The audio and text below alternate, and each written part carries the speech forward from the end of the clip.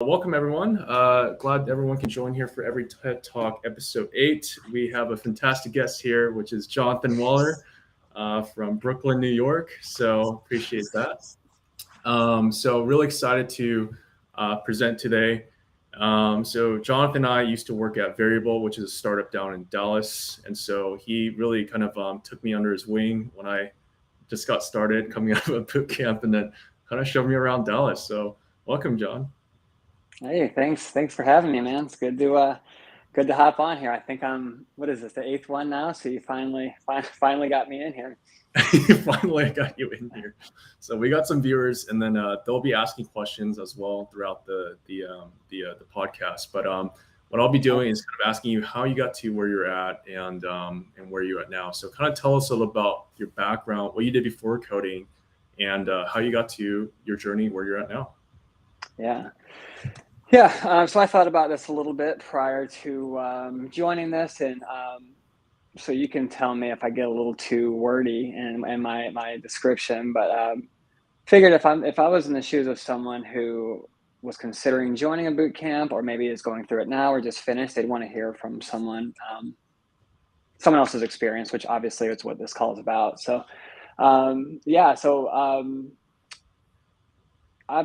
currently a senior front-end engineer in New York City. I've been in this field now, software development field, for a little over 4 years. But prior to all of this, in St. Louis is where I'm actually from. I was a technical recruiter.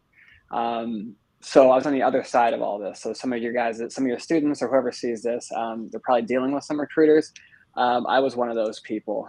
So the main role of that is, like, my main job was meeting with engineers, trying to fill roles that we had with engineers.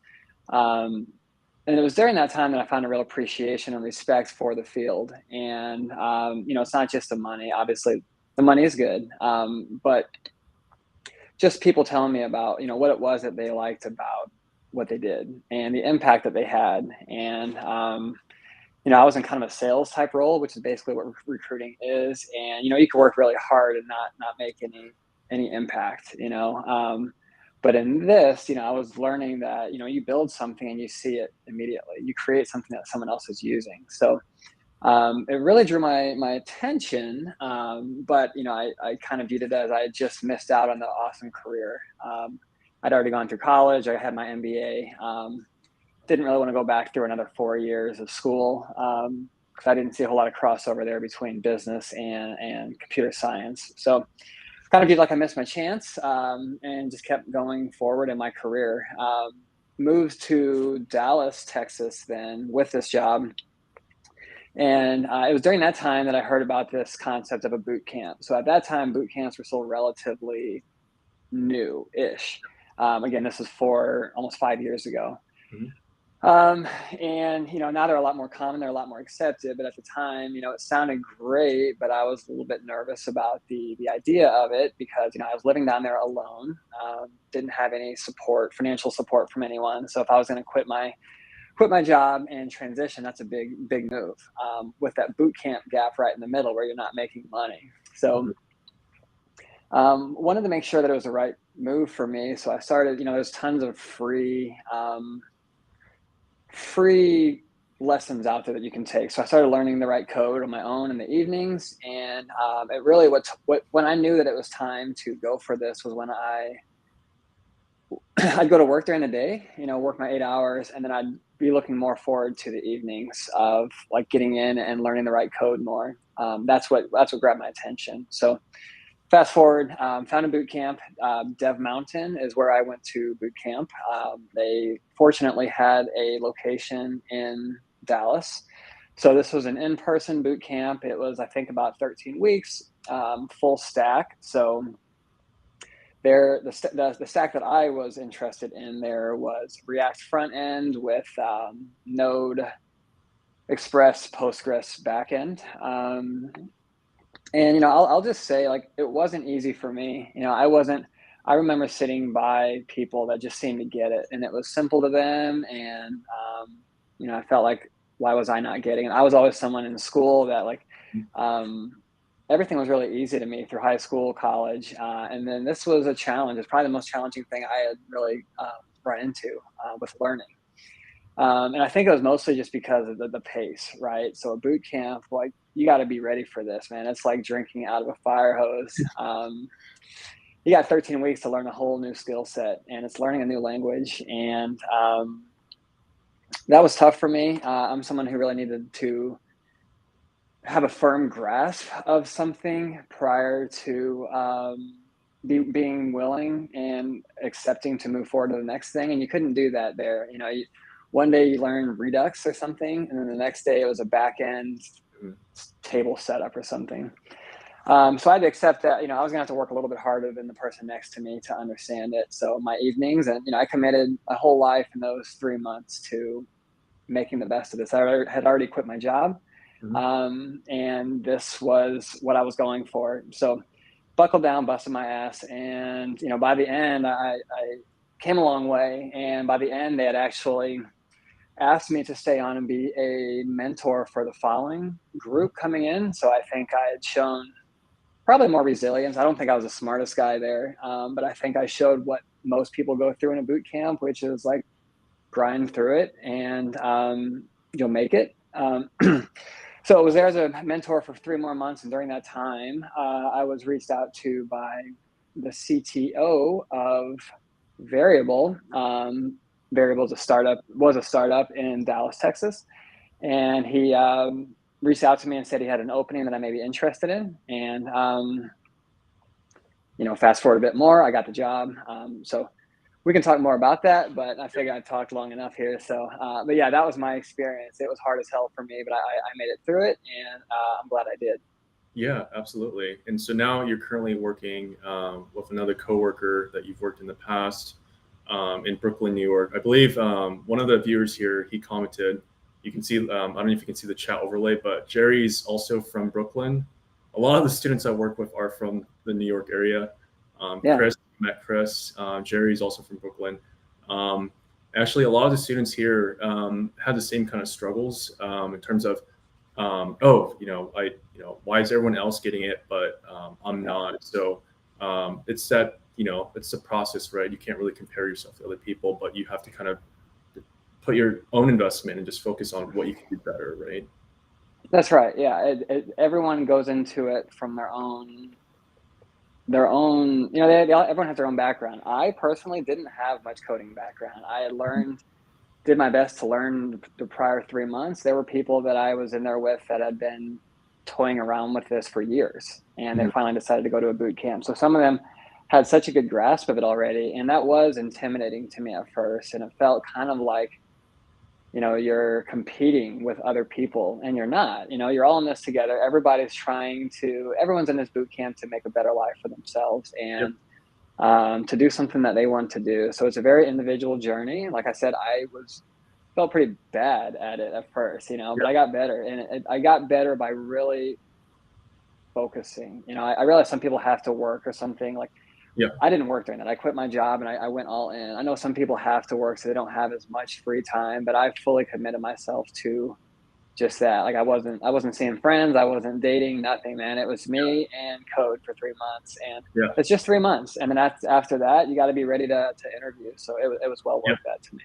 Yeah. And was that after or during the boot camp that you did that? What's that? That period of 3 months of like, you just, No, it was during, okay. I had to put everything else down. I expected the boot camp to be kind of easy, and I was a single guy down there in Dallas. I was having fun. It wasn't easy. So I had to halt everything and just focus. And that's what pulled me through it.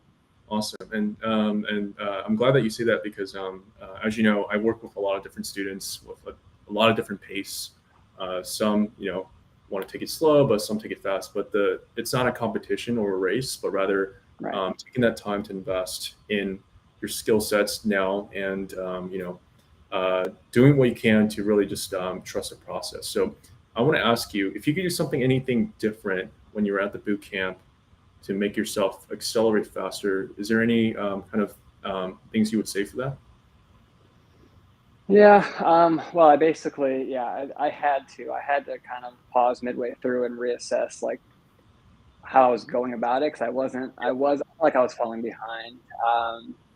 And I mean, I even had conversations with the staff there, like, hey, I'm not getting this, and I feel like I'm about to blow this, whatever, $12,000 of money for this boot camp, and I'm going to come out at the end of it with nothing and still no confidence to even interview anywhere. So I really, and I realized pretty quickly, like, okay, like I've got to keep up. They're not going to stop for me. They've got to keep moving. So I would recommend to someone else, just know going into it that it's fast paced.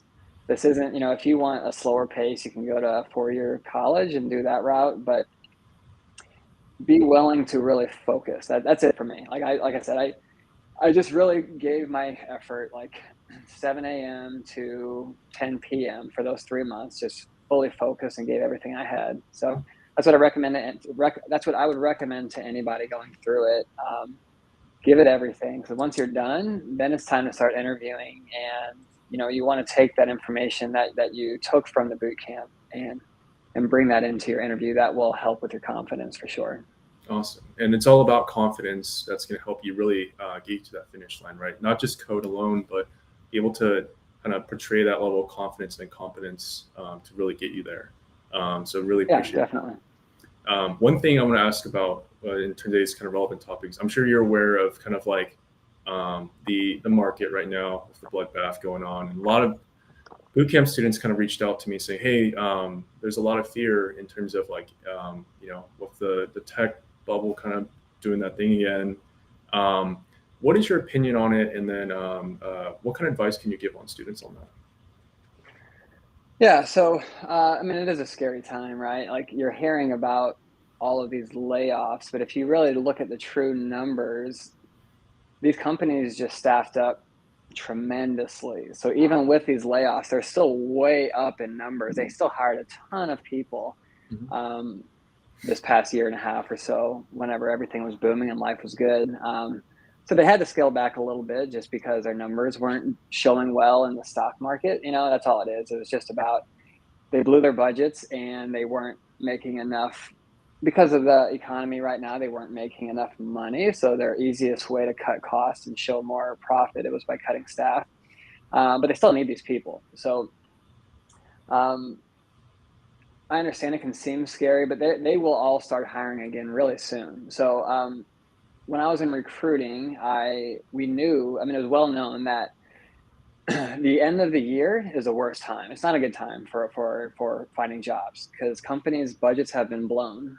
Just like that's why there's so many layoffs now. Everybody, like all these companies, went way over their budgets and they had to scale back to reel in their spending. So it was always, November and December were really bad because by then the money was gone. Even if there was needs, they had to wait until they got a new budget. And then January, there's still kind of that hangover from the holidays. And then February and March was when the hiring started coming up again. So the time is right about now to where companies, you'll start seeing these same companies that just laid off all these people, they will start hiring again very soon. So this is honestly the perfect time. If you're looking now, really start focusing here in the next month or two is where you'll see a bunch of hiring again. Awesome. And I think we're seeing that kind of tick up already as well. A lot of our students are already kind of getting interviews. And so one of my students is actually interviewing at Variable as well to be a backend engineer. So Nice. Yeah, it's good to see that. Because you've been on the technical recruiter side, I'm sure the students are curious. And the students here that are watching, please feel free to ask questions. But what do you look for since you've been on the other side before? If you're looking for a junior level candidate, what can they do to stand out for you? Yeah, I can speak to this, I guess, from a recruiting perspective, and also, I've been in a few rehiring roles since coming to this side. It's easy to feel as a boot camp graduate that you don't stick out, and that you're just one of a bunch of boot camp graduates, and you don't have any experience. So you see these job requirements that are looking for 3-4 years. And you feel like you don't have enough. There's hardly any job descriptions that say we're looking for entry level. But on that note, for one, anything less, if it says anything less than 3 years, they're open. They're open to anybody, 3 years or less of experience. But to stick out, you want to have the only really way to stick out. You're not going to have much of a resume. Like, people don't really care much about what you did prior to boot camp. So if you were, a manager of this great business, that's cool. And maybe if that matches up with where you're applying to, that could work. But for the most part, they don't really care much about that. It's about, can you write code? They understand you're going to be junior, but can you write code? The only way to really show that is by having, in my opinion, is to having decent projects in a portfolio. You don't need 10, 12 projects, but I would recommend having 2 to 3 projects, and really at least polishing one really well that you're really proud of. It's a little bit harder, I guess, for back end, right? Because there's not as much. Back end isn't so visual, and you could be a great back end developer and just suck at styling. But you even with that, you got to hope that if you can build some really cool back end functionality, the hiring manager will see that and look at your code and say, okay, they know what they're doing. If you're in the front end, yeah, man, spend your time, style it, make it, have at least one that you're really proud of. So for example, I built something, what was that? It was an Airbnb clone. I thought Airbnb was really a beautiful site. I tried to make like a clone of it, tried to mirror it the best I could. And I was really proud of that. And that was kind of that's the first impression you're going to give to these guys of like, here's what I can do. So you definitely can stick out. Just have a good portfolio, a few good projects, and that will speak. Because when I was hiring, even at Variable, when I was helping to hire at Variable, or when I've hired in my current place, you get a lot of resumes. So you're gonna, like, for a front end role, I'm gonna pretty quickly filter out something that, like, the projects don't look good. If it looks like crap, I'm gonna go to the guy who doesn't look like crap. It just shows that you're either capable or you're willing to give a little bit more effort to this. So that's it, man. While you're looking, polish your projects, because you could apply to a billion jobs, but if your portfolio doesn't have a good impression, you may not hear from anyone. Awesome. So especially for front end folks, which majority of the students are, I mean, as you know, bootcamp's really focused on selling as a front end anyways. Back end doesn't really get much love. So a lot of students here that I work with are really keen on React, and they built a really cool project as a team. And so I'm having them go ahead and do group projects together. That's also one thing to notice is that especially we're still in a remote environment and you're going through this alone, kind of on a solo trip, be able to be supported by a community. And so I think that's like the recipes for success is like, just don't do it alone, but you're not competing against anyone, but rather can you help each other out? And so and I think a group project or two like that to add to your portfolio is good too, because if you put yourself in the shoes of a hiring manager or a dev manager, they want to know, like, sure, you may be you may be able to write good code, but how would you fit in a team? Have you ever worked with a team before? Like, because when you join a company, you're going to be just a part of a bigger whole, right? So you need to be able to learn how to work with others and pass features around and review others' work, not just review it, but like take on their branch, right? And like continue on, like read someone else's code, because that's all you're going to do in your first job is like try to figure out what the hell's going on in these massive repos. So it's very good. I think if you've got your students working on projects together, that's awesome. And definitely feel free to like put that in your portfolio. Maybe, give it a little asterisk that says group project. And then, be prepared to talk in an interview about like, here was my role in this project. Here's what I did. But yeah, I think it's great because companies do want to know, like, how did you enjoy, what was the good and bad of working in your group project? So yeah, it's good that they're doing that. Awesome. Good to hear that. One thing, what's unique about you is that once you enter into the tech industry, you started at a startup and now you're another startup. What has that been like in terms of like your, even at your first job at Variable, just getting started off that company? I think you joined maybe 2 years after that company was founded, right? And so What has that been like? I'm sure a lot of students want to know, like, what's like the first 6 months been like for you for that? Yeah, and I would say on that too, I remember when I went through boot camp, I was like, man, I'm gonna work at Google, or I'm gonna work at, Facebook, or that's my dream, is to work for one of these FANG companies. And there's nothing wrong with that, man. Go get that if you can. You'll be a rich and happy person. But that's not all that's out there. And the reality is, most people, you're probably going to end up with your first job, at least, at a company you've never even heard of. I had never heard of Variable. They honestly were not on my radar. But it ended up being a pretty great experience for me. So yeah, I joined there. At the time, there was only 4 people there. A front end lead guru, a back end lead guru, a mobile guru. I say lead, they're the only people there, so they were doing it all. And then one other person who had also been to Dev Mountain. And yeah, so I was the 5th person on the tech team at that time. I and one other person started the same day, both from Dev Mountain. And yeah, starting from the very beginning, I didn't know what to expect as a startup. I'd always kind of worried about startups because I always thought, like, man, what if they lose money? A startup is so early on. Like, I may not have a job 3 months from now. And that does happen at times, but it was a good opportunity. And I kind of weigh, even before recruiting, I worked at a corporate office type job where I was one of hundreds of people in there. I honestly prefer a smaller team. You get to know your team really well. Like when you joined, we were still very small at Variable. It was fun. Like everyone there knew each other well, and we got along really well. We had close relationships. Also on a small team, you're going to be given a lot of responsibility, but also you'll learn a lot that way. I've never worked in a tech job at a big company, but I've been told a lot of them, you're just kind of doing a small feature, Yeah. a small part of a bigger puzzle every day. So you may just be like styling buttons all day, for example.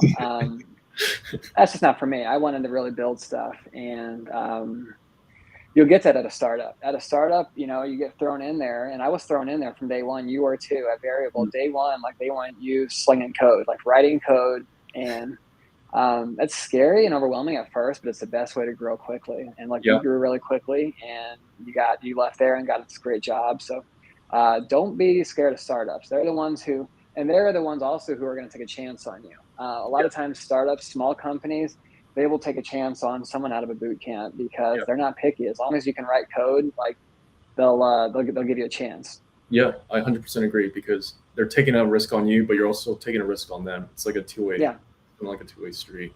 definitely. I 100% agree with that. I'll be honest, I wouldn't be here without like the level of experience I got from a startup. And I've always mentioned that startups is a great way to get your hands dirty because corporate's great. There's a fit for people like that, but it's definitely more stacked. Sure. And I can definitely tell you, I don't style buttons, but I style a table and stuff from so on and so forth. But from that Right. thing, I feel like a lot of students feel like is they sometimes fear rejection a lot of times from like, oh, you've been rejected from a job and over again, or maybe not. They went to the final round and they feel like they're defeated, right? They've worked so hard, but what kind of good advice can you give to kind of uplift themselves from that kind of spot? Yeah, I mean, it's not easy, right? I mean, you're really it's a vulnerable position when you interview somewhere, man. Like and you don't, these tech interviews seem so scary, especially for junior, because it's not only do you have to like speak well and like present well, but like what kind of BS algorithm, are they going to throw at me? And like, but you can't prepare for that. I mean, you can, right? You can do your best to prepare for an interview, but who knows what they're going to ask you? And you could be great at 99 out of 100 algorithms, and then they ask you the one that you don't know, and you bomb it. And I would say, at first, get over that fear. So, I got a little bit lucky. I got into a job a little bit easier than most people do. I just got a little fortunate there. I didn't have to interview at a lot of places. My fiance, though, also went through a boot camp after I did, and she had to get her first job here in New York City. And there's a lot of people here, there's a lot of jobs, but there's also a lot of what feels like competition. And she was nervous as hell, and like she floundered on her first couple, but that's okay. You know, like what's the worst that's going to happen? They're going to just say, well, you didn't get it. You know, like who cares? Like once you get through that, like they're not going to go tell the next company like, hey, this person sucks. Like don't talk to them. You get a fresh start. The next interview is a fresh start, clean slate. Yeah. Take what it is that you learn in that interview, because you'll start to learn a pattern of what kind of questions they might ask you. Take what you learn from that interview and be better prepared for how you would answer that next time. And I mean, eventually you're going to get it. I shouldn't even say eventually. Like it will come. Just stay persistent. Keep your head up. We all do really bad. Honestly, right now, I'd still be scared to go interview at places. You don't know what they're going to ask you, you know, and that seems so unfair. But it's just the way it is. They've got to gauge your ability. So if you're nervous, everyone's nervous. That's the way it is. They know you're nervous. So take a deep breath, go in there, give it your best shot. And if you don't get it, just keep looking for the right one. Yeah, no, that's 100% right. I mean, fun fact, when I graduated from the boot camp, it took me over 1,000 applications, 1,000 rejections. Yeah, 1,000 applications. I went to 30 interviews before Variable, and just for the people out there, 30 interviews, and I felt defeated after half of them, and then made it to 10 final rounds for a third of them. And then I felt like I was going to get at least one in the bag. Like I was super confident, but you should never expect anything. But I think that feels more gratifying knowing that you don't know what the outcome is. But definitely one thing for sure, luck. I had no idea. I completely agree with you. The first company, I had no idea what Variable was either.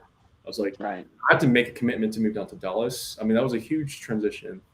And then somehow I figured out the pattern from all the rejections and failures I've gotten.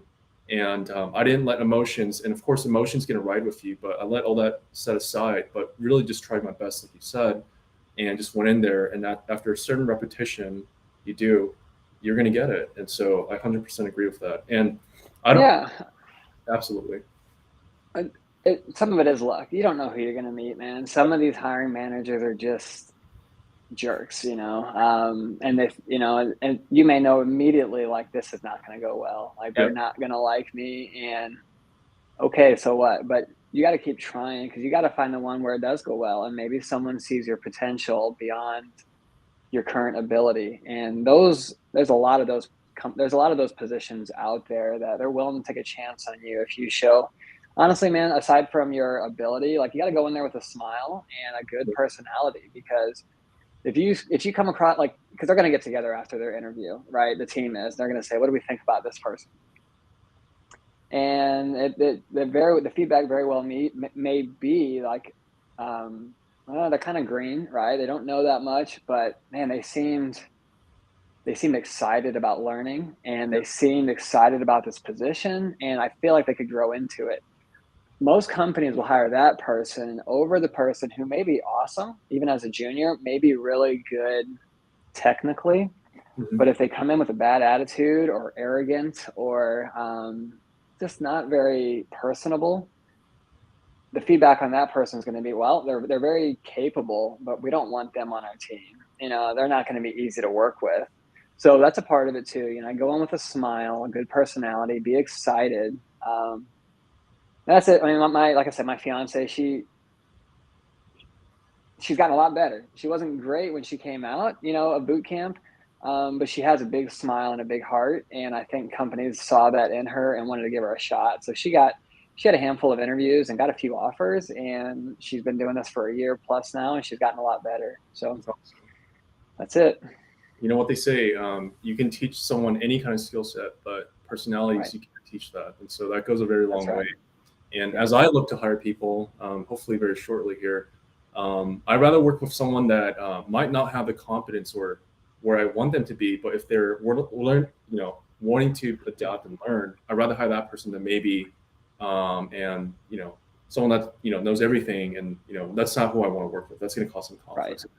One of the viewers said congrats to her, and then on your engagement. So, All right, thanks. Appreciate it.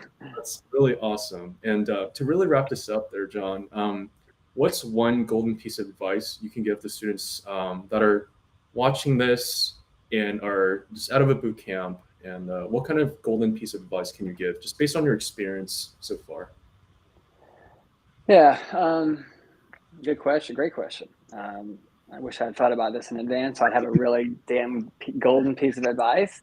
But I will say one, and this isn't. I got something I think a little better here, but one, don't give up. I know that's cliche and corny and stuff, but there's a lot of jobs out there, and as long as you really want to be in this field and you care, there's a role for everyone. You'll find your way. People do. I mean, I went through. I've been in contact with a lot of folks who have been through boot camps, and just about everyone that I know that really wanted it finally got it. Maybe it took a while longer for some than others, but you gotta keep your head up. I want to give a quick piece of advice. As you're looking for jobs, the biggest piece of advice that I would give you, look for recent job postings. So, you may go on Indeed or whatever people are looking at now. And, if there was a job that was posted 2 months ago, it's probably either stale or they're in the interview process. Your chances of being seen are very low. So if you apply to 100 positions, but you don't hear back from anyone, you're feeling dejected, it's because they may not have even seen it. The biggest thing that I would do if I was in your shoes, and that I recommended to Jasmine, that's my fiance's name, which is what changed everything. A daily task should be to apply to 5 jobs, but only apply to 5 jobs that posted within the past 1 to 2 days. Your chances of being seen and getting feedback will skyrocket if you're one of the first. Because put yourself in the seat of a recruiter or a manager. Let's say you post a job and you immediately get, over the course of the first week, you get 50 applicants or whatever, 20, 30. Half of them suck, by the way. So don't be ashamed. Don't be feel like you're not going to stick out, because half of them don't belong in the pile anyway. But as a manager or a team, you can only interview about 3 people at a time before you're overwhelmed. So get in there early to where you at least are seen, and you have a chance of being in the first 3 to 4 interviews. So if you don't get that, if you're not seen for that first group, you may be waiting weeks then, and by then they may have hired somebody. So Gotcha. Number one advice, as you're looking, look for jobs that have just posted in the past 2 days, and do that every day. And I think when Jasmine did that, she got a lot more interviews. Oh, interesting. Yeah, I didn't even think about that. I'm just curious. What did Jasmine use as a resource to look for jobs? Is it LinkedIn? Yeah. Yeah, if I remember, it was LinkedIn and Indeed, I think. I don't really know what the good job boards are anymore for back in the day. Dice was a site that was all tech, but I don't even know if Dice is around anymore. Monster, but Indeed, I mean, it's a simple site, but it's still pretty simple. It's still easy to use. Set up alerts on there for a handful of keywords.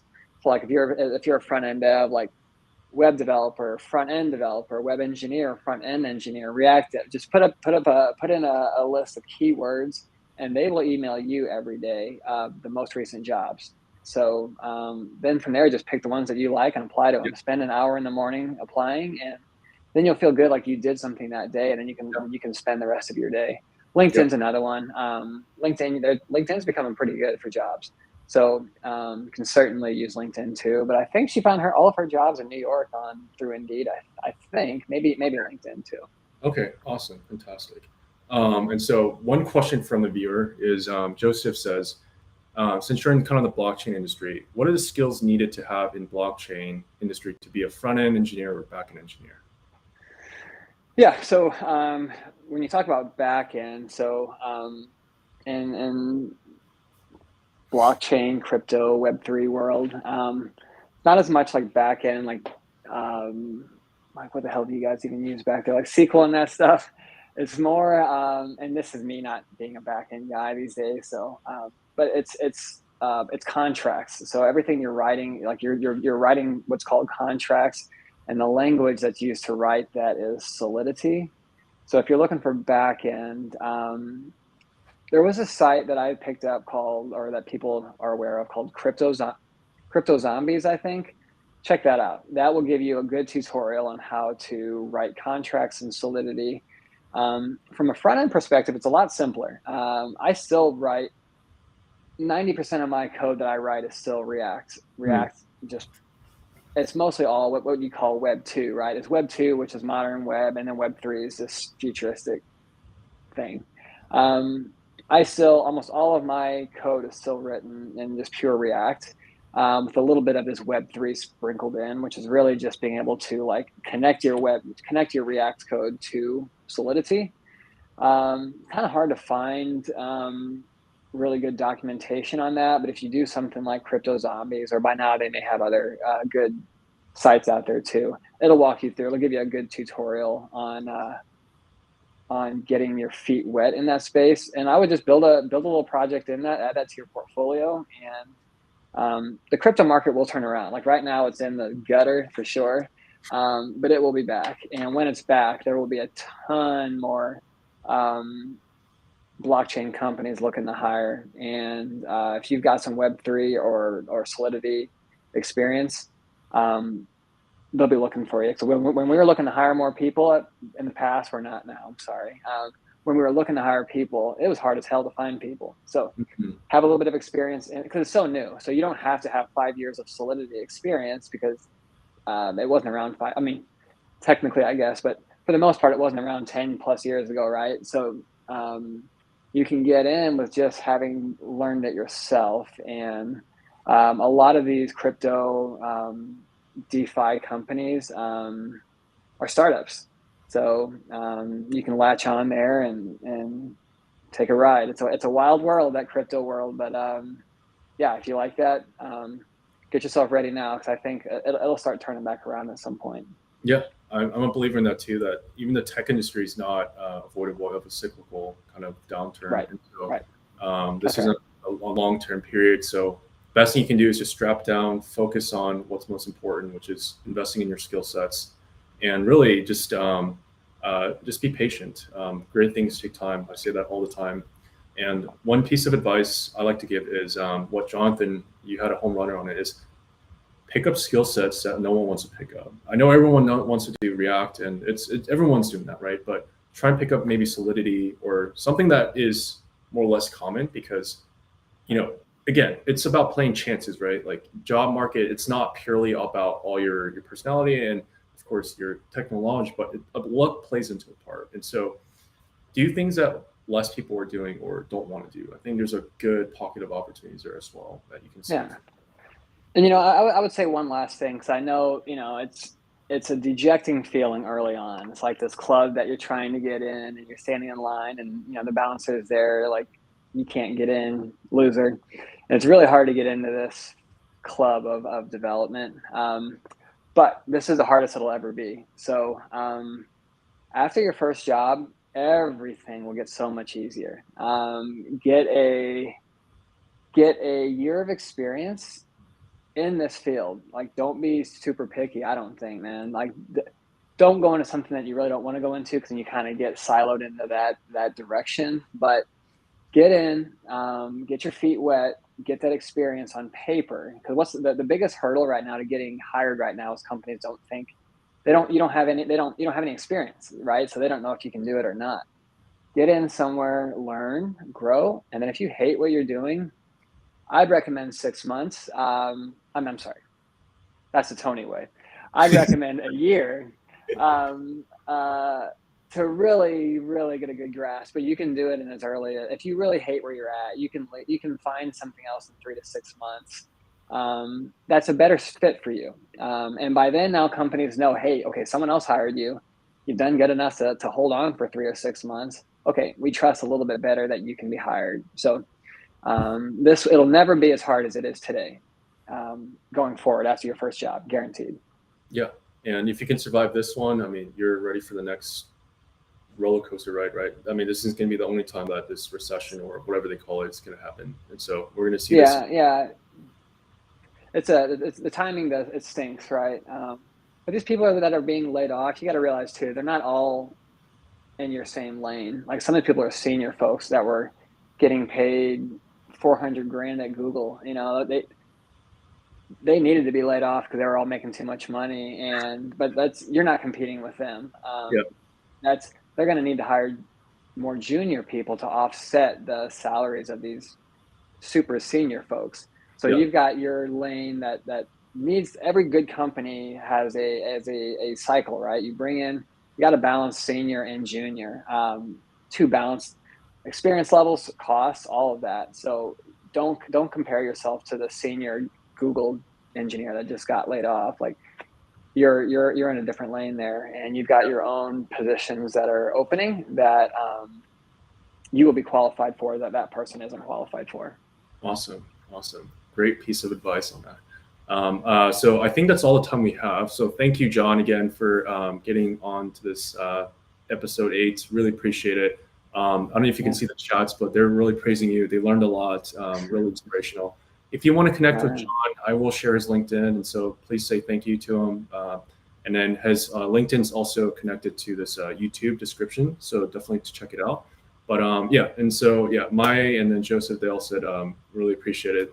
They learned a ton. This is definitely a very resourceful talk. But to close it off, I host these on a typical basis when I have some time. So I'm a busy person like yourselves, and so if you're wanting to check out what I do, I'm a technical coach and instructor at Honolulu, and so definitely check out my company's website down below as well. But I'll see you on the next one. Bye.